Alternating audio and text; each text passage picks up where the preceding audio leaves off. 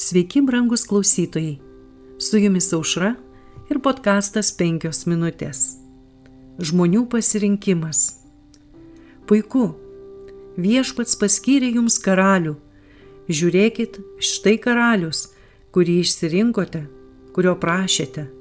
1 Samuelio knyga, 12 skyrius, 13 eilutė. Izraeliui Dievas paskyrė Saulių, karalių pagal jų pačių širdį. Jo graži išvaizda ir karališka laikysena sutapo su žmonių karališkos garbės įvaizdžiu, o jo narsa ir sugebėjimas vadovauti armijai buvo tos savybės, kurias jie laikė geriausiomis, užtikrinant kitų tautų pagarbą ir garbę.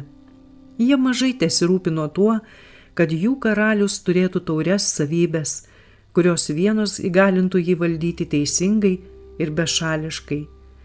Jie neprašė tokio, kuris turėtų kilnų charakterį, kuris mylėtų ir bijotų Dievo.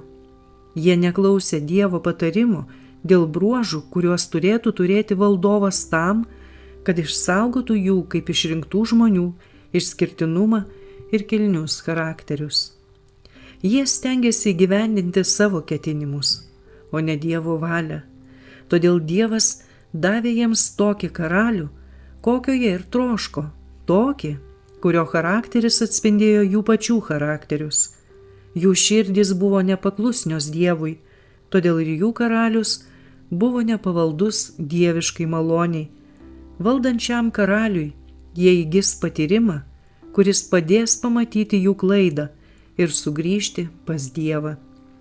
Bet Viešpats, uždėjęs ant Sauliaus pečių atsakomybę valdyti, nepaliko jo vieno. Jo šventoji dvasia buvo šalia Sauliaus, atskleisdama jam jo paties silpnybės ir Dievo malonės poreikį. Jei Saulius būtų pasitikėjęs Dievu, jis būtų likęs su juo. Tol, kol jo valia buvo kontroliuojama Dievo valios, kol jis pasidavė jo dvasios auklėjimui, Dievas galėjo jo pastangas vainikuoti sėkme. Tačiau, kada Saulius pasirinko veikti be Dievo, Viešpats nebegalėjo būti jo valdovu ir buvo priverstas jį atmesti. Tuomet jis pašaukė į sostą vyrą pagal savo širdį.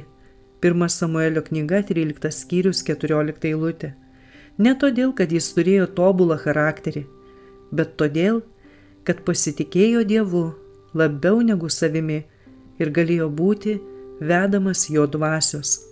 Jis pasirinko tą, kuris nusidėjęs paklus pabarimui ir pataisimui. Su jumis buvo podkastas 5 minutės ir Aušra.